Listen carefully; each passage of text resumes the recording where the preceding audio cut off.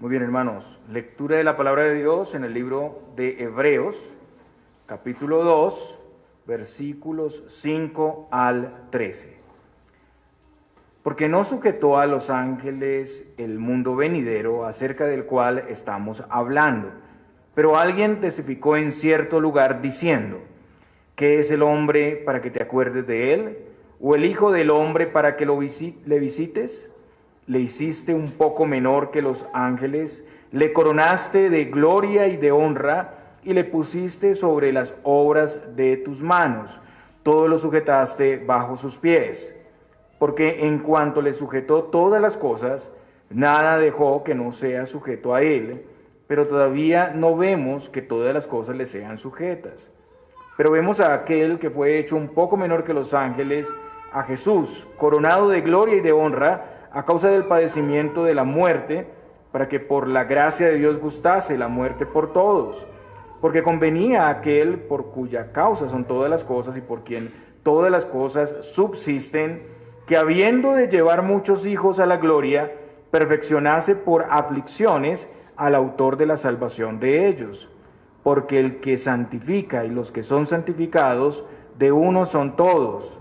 Por lo cual no se avergüenza de llamarlos hermanos, diciendo: anunciaré a mis hermanos tu nombre, en medio de la congregación te alabaré.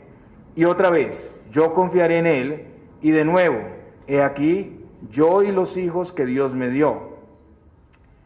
Muy bien, hermanos, vamos a orar. Padre Celestial, te damos gracias por tu palabra, como siempre estamos reconociendo, Señor Dios, que es la palabra inspirada tuya, que es tu voluntad revelada para nosotros, que es útil para nosotros, Señor, y queremos pedirte que podamos recibirla, que podamos retenerla y aplicarla, Señor, que sobre todo con toda humildad podamos recibir esta exhortación, esta palabra que traes para nuestra vida, y podamos verte a ti, Cristo, tu supremacía, tu grandeza, Señor Dios, para nosotros. Te lo pedimos en Cristo Jesús. Amén. Podemos sentarnos, hermanos.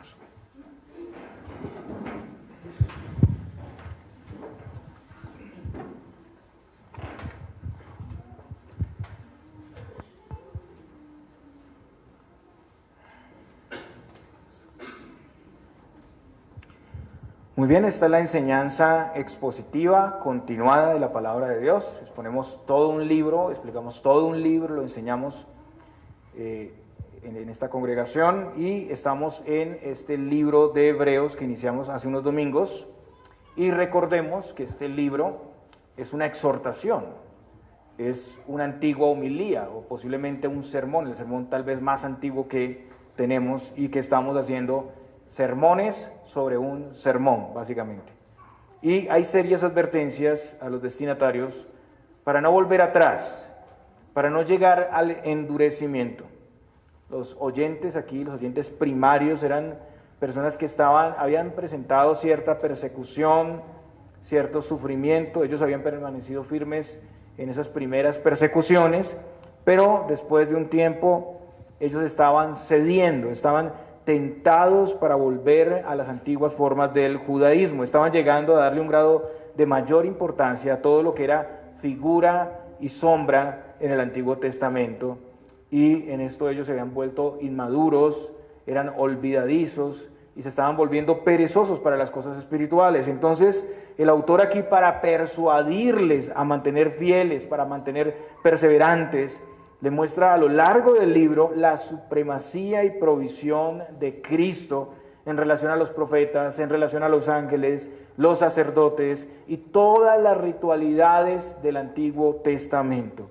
Y estamos ahora viendo la primera porción del libro de Hebreos, que cubre 2 capítulos. Y es una sección donde el autor expone el tema de la supremacía de Cristo sobre las revelaciones angelicales. Como ya hemos visto, pero es importante recordar, y sobre todo para las personas nuevas que nos acompañan, esas comunidades judías, aunque eran comunidades griegas, pues tenían una cultura, una exaltación incluso a los ángeles, los veían como criaturas poderosas, gloriosas, habían hecho una mezcla entre las escrituras y su cultura, y entonces estaban dando un honor, una exaltación excesiva a los ángeles. Los llegaron a ver como mediadores entre Dios y los hombres, y estaban llegando a pensar que los ángeles eran superiores incluso a Cristo. Esas personas llegaron a ese punto precisamente por esa mezcla, por ese sincretismo que habían hecho con su cultura. Por un lado, ellos conocían de la palabra de Dios que los ángeles de una manera misteriosa participaron cuando la ley fue dada por Moisés, como lo vemos en Hebreos 2:2, la palabra dicha por medio de ángeles, de los ángeles. Sabían que los ángeles eran los seres más cercanos a Dios. También, de acuerdo al Salmo 8 y otros textos, ellos entendían que los ángeles eran más poderosos, más gloriosos que los hombres. Y conectado esto con las creencias populares, pues veían a Jesús que se había hecho hombre y lo consideraban como inferior por su naturaleza humana. Parece que la idea que rondaba en sus mentes era que si los hombres eran inferiores a los ángeles y Jesús era humano, los ángeles para ellos debían ser más honoríficos y su revelación más importante o digna de ser escuchada. Entonces, en estos dos capítulos el autor presenta la supremacía de Cristo como profeta, sacerdote y rey provisto por Dios. El día de hoy vamos a ver que Cristo es ese segundo Adán, es el rey absoluto de todo el universo y de todos los tiempos. Y vamos a mirar el primer versículo, versículo 5, porque no sujetó a los ángeles el mundo venidero acerca del cual estamos hablando. Bueno, aquí volvemos al tema de la superioridad de Cristo sobre los ángeles. En el pasado sermón habíamos hablado sobre no descuidar una salvación tan grande. Como ya dijimos, este mundo actual, hasta que Cristo venga por segunda vez, es siempre un siglo malo. En Gálatas 1:4 el apóstol Pablo dice, el cual se dio a sí mismo por nuestros pecados para librarnos del presente siglo malo, conforme a la voluntad de nuestro Dios y Padre. Entonces, aunque este siglo es malo y siempre será malo, sin embargo, el autor ya había mostrado que en este siglo Cristo reina. En su ascensión, el Hijo se sentó a la diestra del Padre y al final de este siglo todos sus enemigos serán puestos por estrado de sus pies. Lo vimos en Hebreos 1:8, más del Hijo dice, tu trono, oh Dios, por el siglo del siglo, cetro de equidad, es el cetro de tu reino.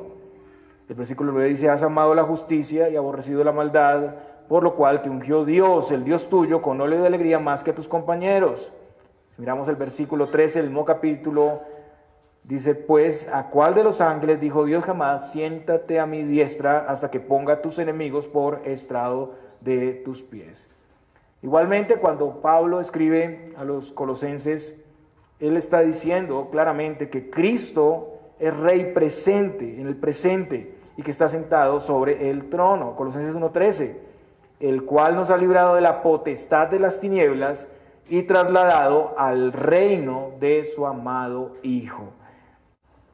Entonces, ciertamente vemos aquí que Cristo tiene un reino que ya fue establecido, que está reinando en el presente, y nosotros, los cristianos, hemos sido librados de la potestad de las tinieblas y ahora estamos en el reino de Cristo. Y el autor enseña sobre el mundo o siglo venidero.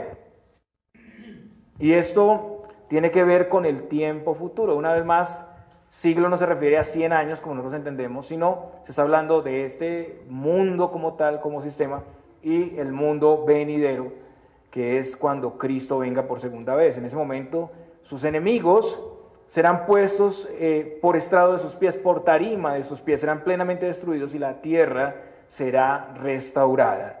Este mundo o siglo venidero es un siglo bueno y eterno, este siglo que se promete aquí en este pasaje que viene. No hay pecado ni muerte, no hay rivalidad, es un siglo radicalmente diferente a este tiempo actual. Uno es natural, el presente, y el otro es sobrenatural. En el siglo venidero, en el mundo por venir, Cristo también reinará. Los ángeles no tendrán la autoridad sino Cristo, es lo que está diciendo el autor. De nuevo, el autor aquí está corrigiendo el error de estas personas. Y para demostrar esto, el autor cita un pasaje del Antiguo Testamento. Como veíamos, el autor cita muchísimo el Antiguo Testamento y está haciendo muchas conexiones, sobre todo con los Salmos. Vamos a leer los textos 6 al 8 que dice: pero alguien testificó en cierto lugar diciendo: ¿qué es el hombre para que te acuerdes de él, o el hijo del hombre para que le visites? Le hiciste un poco menor que los ángeles, le coronaste de gloria y de honra y le pusiste sobre las obras de tus manos. Todo lo sujetaste bajo sus pies, porque en cuanto le sujetó todas las cosas, nada dejó que no sea sujeto a él. Pero todavía no vemos que todas las cosas le sean sujetas. Muy bien, entonces tenemos aquí la referencia. Se está citando el Salmo número 8. Y este pasaje principalmente habla del hombre y su gobierno en la creación. Pero aquí también es aplicado como un salmo mesiánico al Señor Jesús. En este salmo inicialmente se contrasta la grandeza de la creación y la pequeñez humana. El salmista muestra su asombro en que el Dios trascendente se revele y tenga en cuenta un ser tan pequeño y limitado como es el ser humano. También se muestra la gran diferencia creacional entre el hombre y los ángeles. El hombre es un poco menor a los ángeles. Se está haciendo referencia a Génesis, donde Dios le da el señorío al hombre sobre su creación. Vaya conmigo a Génesis 1, del 26 al 28. Génesis 1, del versículo 26 al 28. Y este es el gobierno de Adán antes de la caída. Escuchemos con atención. Entonces dijo Dios: hagamos al hombre a nuestra imagen, conforme a nuestra semejanza, y señoreen en los peces del mar, en las aves de los cielos, en las bestias, en toda la tierra y en todo animal que se arrastra sobre la tierra. Y creó Dios al hombre a su imagen, a imagen de Dios lo creó, varón y hembra los creó. Y los bendijo Dios y les dijo: fructificad y multiplicaos, llenad la tierra y sojuzgadla, y señoread en los peces del mar, en las aves de los cielos y en todas las bestias que se mueven sobre la tierra. El hombre fue creado del polvo, pero fue creado a la imagen más sublime, a la imagen de Dios. Y él recibe gobierno sobre toda la creación. Aquí en el Salmo 8, y ustedes pueden estar mirando los textos ahí con el Salmo 8, se refiere a Adán como gobernante. Este gobierno incluía a toda la creación estaba sujeta a Adán. Adán solo daba cuentas a Dios de ese gobierno, no daba cuentas a ningún ángel. Ese era el estado de Adán antes de la caída. Pero todos sabemos el efecto catastrófico de la caída sobre todas estas cosas. Después de la caída, el hombre y el mundo cambiaron radicalmente. El propósito inicial era que el hombre tuviera un gobierno santo y glorioso, pero no lo tuvo. Más bien su gobierno está, después de la caída, caracterizado por el orgullo, el egoísmo, la vanidad. El propósito es que fuera libre, pero el hombre es un esclavo después de la caída, débil, limitado, y además el hombre quedó muerto en delitos y pecados delante de Dios, y todo el mundo quedó contaminado y sufrió las consecuencias de esa caída. El hombre que había sido creado para gobernar quedó en un estado de derrota, en un estado de miseria, en lugar de señorío y gloria. Sin embargo, el mandato del Señor de señorear sobre todas las cosas continuaba. En segundo lugar, este pasaje también apuntaba al Mesías. El autor aplica los versículos 4 al 6 del Salmo 8. A ese estado de derrota y miseria en el que se encontraba Adán, vino Jesús para restaurar el propósito de Dios con el hombre por medio de su obra. Cristo es ese segundo Adán, y él mediante su obra rescata y restaura lo que se había perdido. Entre su primera y su segunda venida, Cristo sirve como mediador del pacto. Entonces, Dios le sujetó todo a su Hijo Jesucristo, todo el universo creado, todas las criaturas y cosas. Vaya conmigo a Efesios capítulo 1, los versículos 9 al 10, y seguidamente Colosenses 1:20, porque allí vemos esto. Primero Efesios capítulo 1, los versículos 9 al versículo 10. Dándonos a conocer el misterio de su voluntad según su beneplácito, el cual se había propuesto en sí mismo, de reunir todas las cosas en Cristo, en la dispensación del cumplimiento de los tiempos, así las que están en los cielos como las que están en la tierra. Colosenses 1:20 dice algo similar. Y por medio de él reconciliar consigo todas las cosas, así las que están en la tierra como las que están en los cielos, haciendo la paz mediante la sangre de su cruz. En Efesios se habla del misterio de su voluntad, y eso es conocido como el plan o decreto de Dios, el plan de salvación. El propósito general del Señor en este gran decreto o plan de salvación era la reconciliación o restauración de todas las cosas. Reconciliación es volver a unir lo que antes estaba unido. Esa reconciliación o restauración de todas las cosas se da por medio de la obra de Cristo y se refiere a la restauración de este siglo, de este mundo, con todo lo que contiene, incluso la restauración del hombre, a el estado de gloria. El Hijo es el segundo Adán y el gobernador nombrado por Dios sobre todo el universo para ese propósito. La primera parte del versículo 8 dice, todo le sujetaste bajo sus pies. Si miramos Daniel 7, del 13 al 14, también se habla del dominio que le fue entregado al Hijo. Miraba yo en la visión de la noche, y he aquí con las nubes del cielo venía uno como un hijo de hombre, que vino hasta el anciano de días, y le hicieron acercarse delante de él, y le fue dado dominio, gloria y reino, para que todos los pueblos, naciones y lenguas le sirvieran. Su dominio es dominio eterno, que nunca pasará, y su reino uno, que no será destruido. Lo mismo ocurre en la gran comisión. El Señor recibe potestad, poder en los cielos y en la tierra. Toda potestad, es lo que muestra Mateo 28:18. También Pablo, hablando del poder de Dios en la resurrección y ascensión de Jesús, dice, la cual operó en Cristo, resucitándole de los muertos y sentándole a su diestra en los lugares celestiales, sobre todo principado y autoridad y poder y señorío, y sobre todo nombre que se nombra no solo en este siglo, sino también en el venidero. Y sometió todas las cosas bajo sus pies y le dio por cabeza sobre todas las cosas a la iglesia. Eso es Efesios 1, del 20 al 22. Ninguno de los ángeles tiene o tendrá ese poder y autoridad, ni en este siglo ni en el venidero. Jesús es el único rey que es y será exaltado. Ahora la segunda parte del versículo 8 dice, porque en cuanto le sujetó todas las cosas, nada dejó que no sea sujeto a él, pero todavía no vemos que todas las cosas le sean sujetas. Y en relación al hombre, todo le fue sujeto, pero como vimos, Adán no pudo mantenerse fiel. Eso no solo afectó a Adán, sino afectó a toda la creación. Romanos 8:22 dice, porque sabemos que toda la creación gime a una, y a una está con dolores de parto hasta ahora. O sea, estamos en un mundo caído, un mundo afectado por la maldición del pecado. Los que tienen poder se enseñorean de las naciones. Los animales no se nos sujetan, no ayudan voluntariamente al hombre. Contrario a eso, son salvajes, nos atacan, se atacan entre sí mismos. Los hombres atacan la creación, el medio ambiente, contaminan, maltratan, explotan la tierra desmedidamente, tenemos conflictos con nuestros semejantes, el peso del trabajo y el dolor está en nosotros siempre, la enfermedad.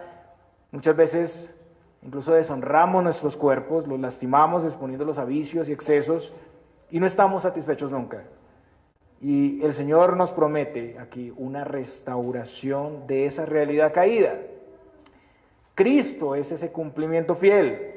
Aunque estamos en un mundo caído y deteriorado, todo le está sujeto. Pero aunque todo está bajo su autoridad y Él reina a la diestra del Padre, aunque Él ha cumplido plenamente todas las demandas de la ley y su propósito es la restauración y la reconciliación de todas las cosas, esto solo será pleno cuando Él regrese por segunda vez y se inaugure el siglo venidero o el mundo venidero. Dios cumple sus promesas, eso lo sabemos. Un día tendremos esos cielos nuevos y tierra nueva. Todavía no vemos que todas las cosas le sean sujetas, pero un día esto será pleno, como lo dice el Salmo 110:1. Jehová dijo a mi Señor, siéntate a mi diestra hasta que ponga a tus enemigos por estrado de tus pies. Además, Él ha venido para restaurar y reconciliar todas las cosas. Todo lo perdido por Adán es recuperado por Cristo. Sin embargo, aunque la victoria de Cristo es real y la esperamos, sabemos que aún no todas las cosas son ideales o están plenamente restauradas. O sea que estamos en un ya, pero todavía no.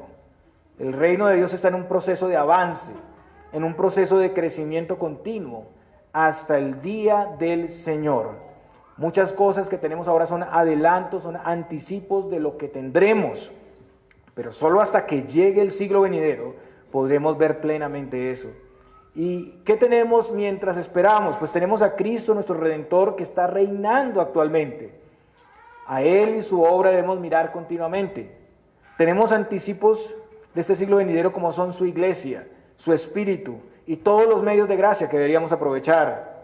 Desde luego tendremos persecuciones acompañadas de bendiciones, como dice Marcos 10:30, si lo pueden leer ya en sus casas. Pero caminaremos en esperanza, como dice el apóstol Pablo a los Romanos 8:24 al 25, porque en esperanza fuimos salvos. Pero la esperanza que se ve no es esperanza, porque lo que alguno ve, ¿a qué esperarlo? Pero si esperamos lo que no vemos, con paciencia lo aguardamos. Entonces, hermanos, el llamado aquí en los versículos 5 al 8 es un llamado a la esperanza en Cristo, no en ningún otro. El hombre fue creado del polvo, pero a la imagen más sublime, la imagen de Dios, y fue creado con Eva para señorear, para fructificar, para formar una simiente santa. Pero desde la caída vemos el gobierno fallido y frustrado del hombre. El hombre en esa condición no pudo cumplir el propósito de Dios. Y esta realidad puede ser vista en nuestras propias vidas, hermanos. Luchamos con el pecado, luchamos con sus efectos y no podemos prevalecer. Vivimos en un mundo que está en discordia, enemistado con Dios y enemistado con el prójimo.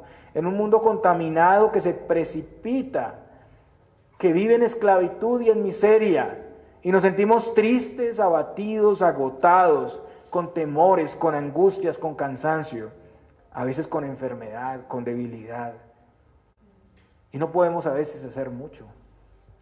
Tal vez todas estas cosas era lo que hacía que los destinatarios de esta carta estuvieran pasivos, estuvieran desanimados, desorientados y mirando otras cosas. Pero hay esperanza. Tenemos a Cristo, el segundo Adán, quien reina en este momento y quien vencerá al final sobre nuestros enemigos y nos introducirá a una patria celestial. El pueblo de Israel se le había hecho una promesa, la tierra prometida, la tierra de Canaán, la tierra que fluye leche y miel.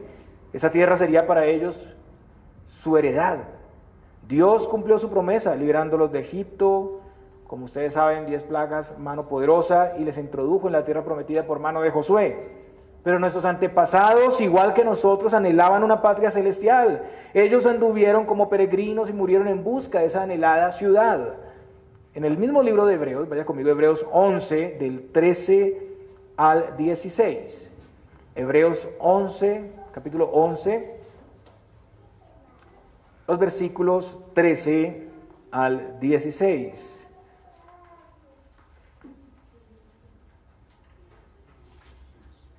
Conforme a la fe, murieron todos estos, sin haber recibido lo prometido, sino mirándolo de lejos y creyéndolo y saludándolo y confesando que eran extranjeros y peregrinos sobre la tierra. Porque los que esto dicen claramente dan a entender que buscan una patria. Pero si hubiesen estado pensando en aquella de donde salieron, ciertamente tenían tiempo de volver. Pero anhelaban una mejor, esto es celestial. Por lo cual Dios no se avergüenza de llamarse Dios de ellos, porque les ha preparado una ciudad. Su esperanza no era de este mundo. Nuestra esperanza no puede ser de este mundo. Su esperanza estaba en Cristo, en el reino de los cielos. El apóstol Pablo, en su carta a los Corintios, llega a decir: si en esta vida solamente esperamos en Cristo, somos los más dignos de conmiseración de todos los hombres. 1 Corintios 15, 19. Muchos, incluso en denominaciones cristianas, centran todo en la prosperidad material de este siglo, de este mundo, que es un mundo malo, que es un mundo perverso, y realmente aquí nunca tendremos contentamiento, ni siquiera con todas las riquezas del mundo. Pero yo quiero decirles, hermanos, que si ustedes tienen a Cristo, ustedes tienen todo. Ustedes son inmensa y eternamente ricos, así no tengan nada. La herencia no es en este mundo pecaminoso, porque esta tierra y todo lo que tiene será destruida cuando Cristo venga, y habrán cielos nuevos y tierra nueva. Segunda de Pedro 3:12 al 13 dice: esperando y apresurándoos para la venida del día de Dios, en el cual los cielos, encendiéndose, serán deshechos y los elementos, siendo quemados, se fundirán. Pero nosotros esperamos, según sus promesas, cielos nuevos y tierra nueva, en las cuales mora la justicia. Esperamos y aguardamos con paciencia esa restauración de todas las cosas.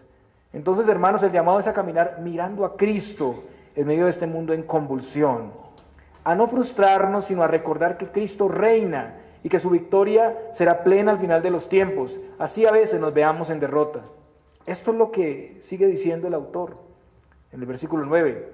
Pero vemos a aquel que fue hecho un poco menor que los ángeles, a Jesús coronado de gloria y de honra a causa del padecimiento de la muerte, para que por la gracia de Dios gustase la muerte por todos.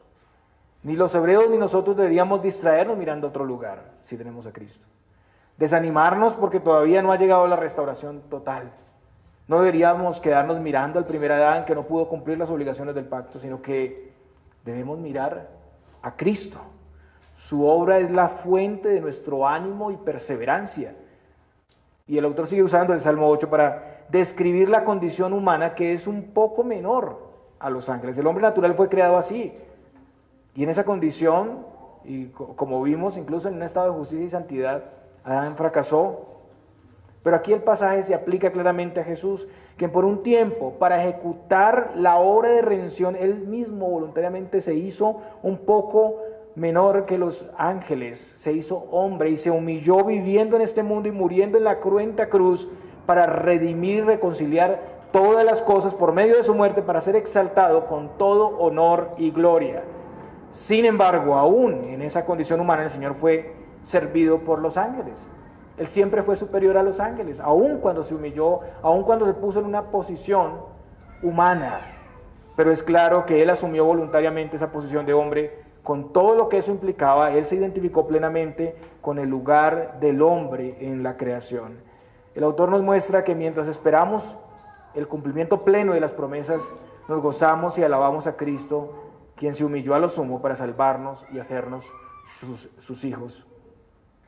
No estamos llamados a ver el primer Adán que falló, ni a nosotros mismos, ni a los ángeles, sino que miramos a Cristo, quien cumplió todas las condiciones del pacto y venció.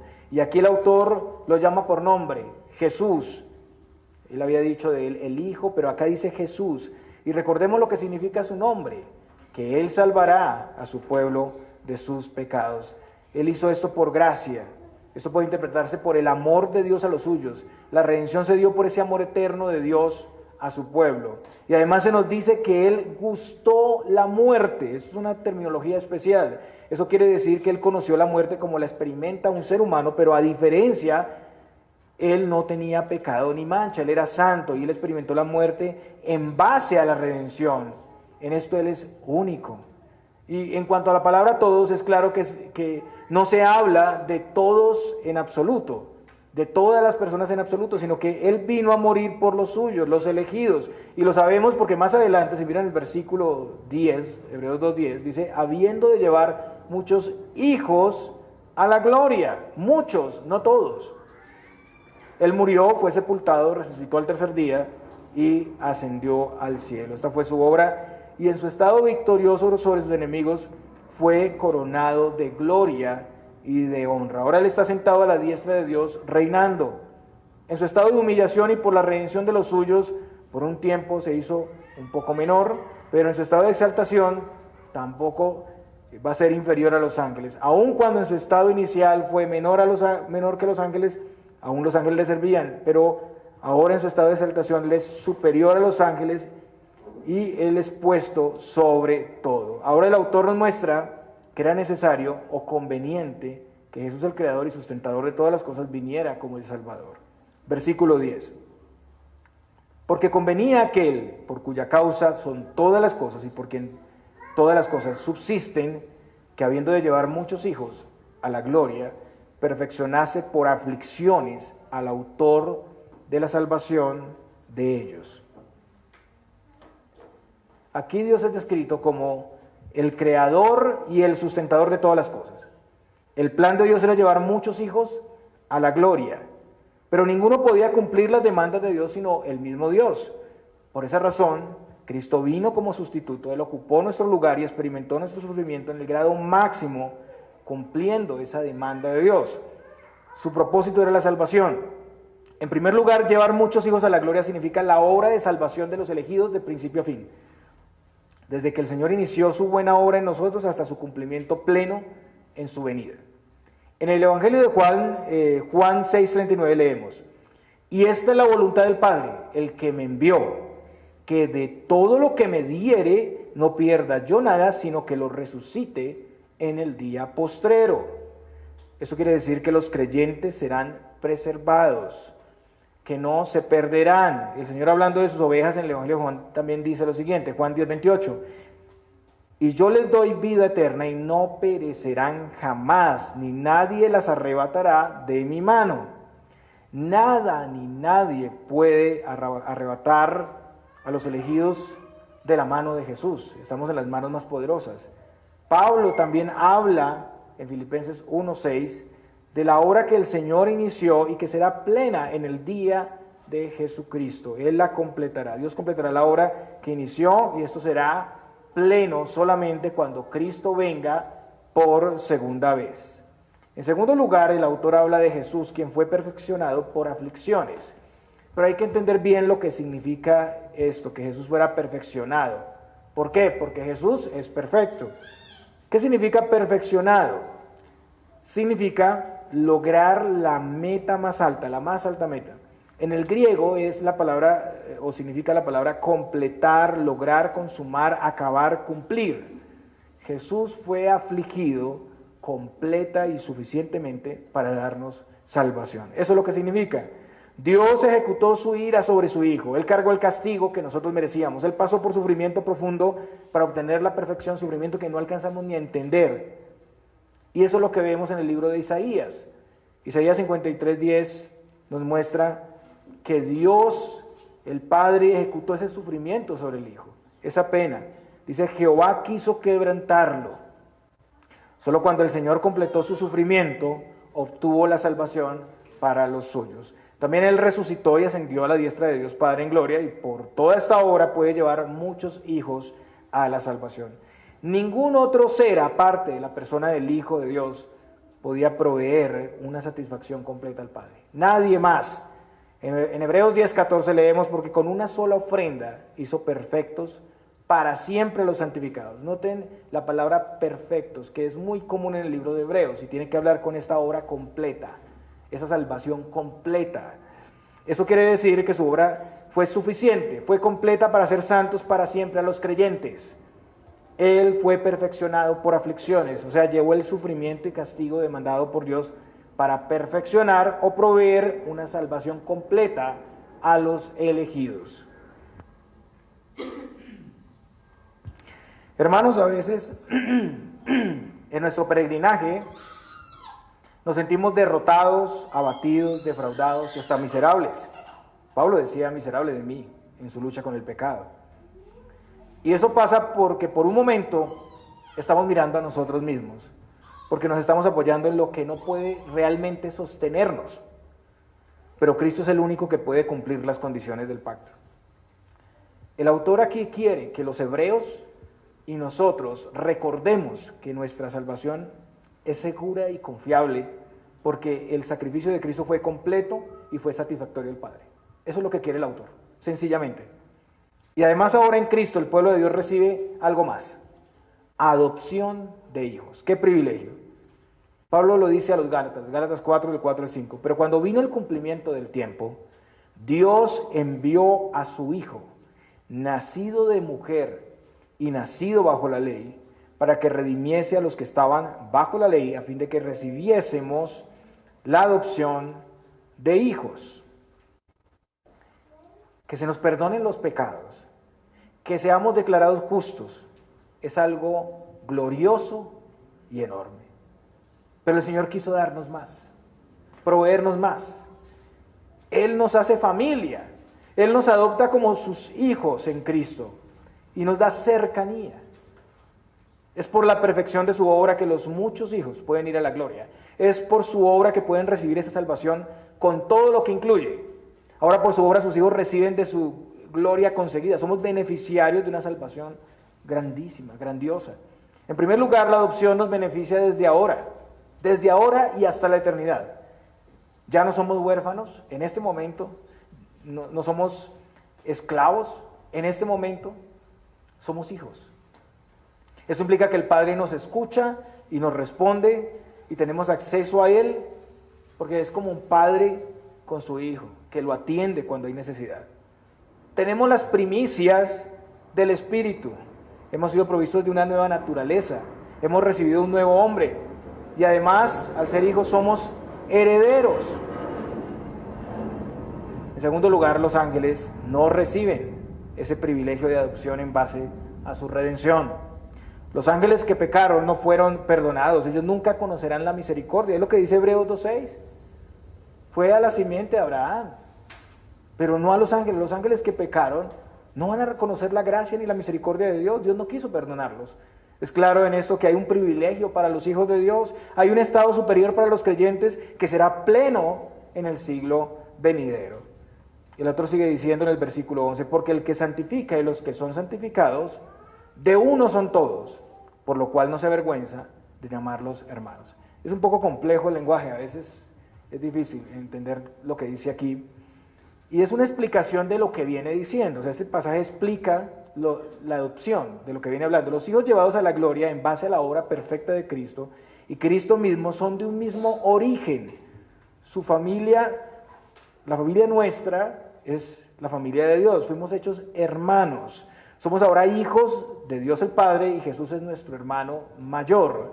Ahora, el Señor se identifica de manera familiar con los suyos porque hubo una posición legal, hubo un cambio y es la adopción. La adopción es un cambio de posición. Pasamos de ser huérfanos y esclavos a ser libres y amados, hijos amados. En Romanos 8:15, Pablo dice, pues no habéis recibido el espíritu de esclavitud para estar otra vez en temor, sino que habéis recibido el espíritu de adopción, por el cual clamamos, Abba Padre.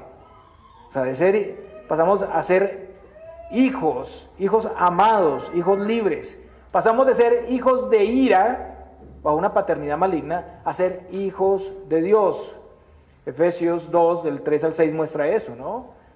Cómo vivíamos antes, en otros tiempos, que éramos hijos de ira. Pero, el versículo 4 dice, pero Dios, que es rico en misericordia, por su gran amor con que nos amó, aun estando nosotros muertos en pecados, nos dio vida juntamente con Cristo, por gracia sois salvos, y juntamente con Él nos resucitó, y asimismo nos hizo sentar en los lugares celestiales con Cristo Jesús. Nuestro estado contrasta ahora con esa condición muerta. Ahora le pertenecemos y ahora tenemos un destino glorioso, pero sobre todo el autor nos dice que somos una familia, la familia del Padre, en base a su obra, en base a este nuevo estatus provisto. Él no se avergüenza de llamarnos hermanos. ¿Por qué? Porque Él compró nuestra salvación. En su justicia fuimos declarados justos. Cristo, el hermano mayor, ha venido por nosotros y Él es quien nos santifica desde hoy y para siempre. Y Él es nuestro sumo sacerdote a quien podemos acercarnos con confianza. Él está dispuesto a escucharnos y a santificarnos. Versículos 12 y 13 dice, diciendo, anunciaré a mis hermanos tu nombre, en medio de la congregación te alabaré, y otra vez yo confiaré en Él, y de nuevo, he aquí yo y los hijos que Dios me dio. Y esta es otra cita del libro de los Salmos y del libro de Isaías, el Salmo 22 y Isaías 8, 17 al 18. Mire lo que dice el Salmo 22, anunciaré tu nombre a mis hermanos, en medio de la congregación te alabaré. Y el libro de Isaías dice, esperaré pues a Jehová, el cual escondió su rostro de la casa de Jacob, y en él confiaré. He aquí, yo y los hijos que me dio Jehová, somos por señales y presagios en Israel, de parte de Jehová de los ejércitos que mora en el monte de Sión. El Salmo 22 es un salmo que apuntaba al Mesías, un salmo mesiánico. En el Salmo 22 es Dios quien habla, pero aquí en hebreo se aplica a Jesús, eso demuestra la deidad de Jesús. Lo que dice el autor es, primero, que Jesús anunciará el nombre de Dios a sus hermanos.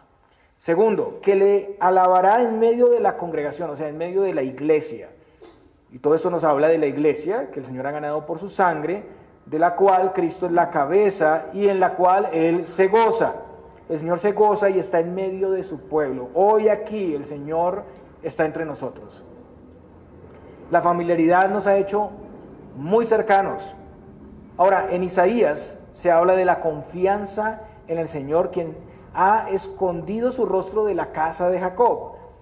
Hay una primera aplicación de este pasaje y es el profeta y sus hijos. Esa es la aplicación gramatical histórica que tiene este pasaje. Los hijos que Dios le diera a Isaías son el remanente fiel.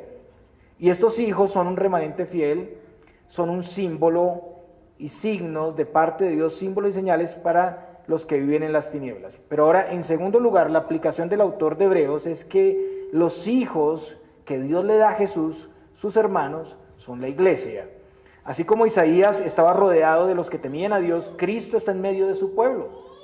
Y de la misma manera que en el tiempo de Isaías ese remanente fiel representaba o era símbolo de su presencia entre ellos, asimismo la iglesia hoy en día es símbolo y señal de Dios para quienes viven en tinieblas. Hoy estamos haciendo esto. Somos símbolos y señal con Cristo al mundo de la verdad. Un símbolo a los que viven en tinieblas, de la luz, del camino. Hermanos, esto tiene que ver con su iglesia aquí y ahora. Es la promesa del Señor de estar con su pueblo, de ser su pastor, de ser su maestro. Cada vez que la iglesia se reúne en el mundo, donde se ejecuta su autoridad, donde hay instrucción en su palabra, ahí está Cristo con los que le temen por su espíritu. Ahí está Cristo recibiendo y guiando con gozo su adoración. Y esta es la familia de Dios. Una familia que está llamada a mostrar el amor de nuestro hermano mayor. Y es lo que predicamos cada domingo, un anticipo de esa ciudad celestial.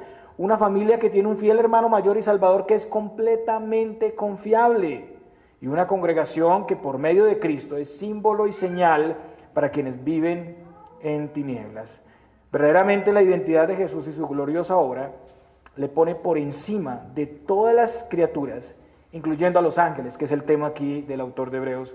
Pero también su obra da a los redimidos un estatus especial, un estatus y privilegio muy superior a los ángeles y un estatus que será pleno en el siglo venidero. Cosas que nosotros todavía no sabemos, son misterios de la providencia de Dios, de la voluntad de Dios, de su plan, pero que se nos anuncian aquí, que se nos presentan aquí para que nosotros miremos hacia ese cumplimiento. En conclusión, hermanos, como dije al principio, Jesús es el segundo Adán, el Rey absoluto de todo el universo y de todos los tiempos. Él vino para reconciliar, para restaurar todo lo que se había perdido. Él es quien cumple las condiciones del pacto y satisface completamente la ira de Dios. Su reino es una realidad, pero es un reino en avance, un reino que será pleno en el siglo venidero, un reino que esperamos confiando en sus promesas. Mientras peregrinamos, tenemos aquí un adelanto, aprovechémoslo. Es un adelanto de lo que tenemos en la eternidad. Pero a veces ni siquiera valoramos lo que tenemos aquí. Esto que es un adelanto, pero si anhelamos al cielo.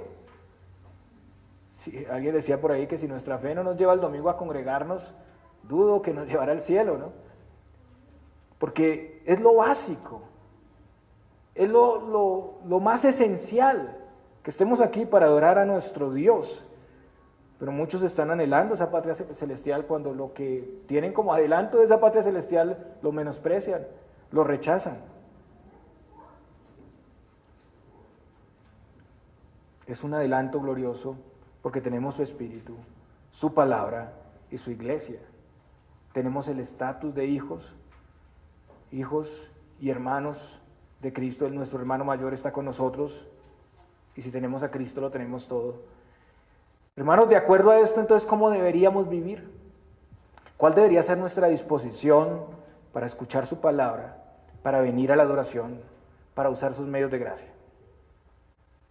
Porque el autor quería animar a los hebreos para no dar un paso atrás, para no dar el honor de Cristo a otro ser, para mirar y reconocer su supremacía y su victoria, para ver con esperanza el futuro que nos espera en Él y aprovechar desde ahora sus provisiones, las horas de nuestra salvación.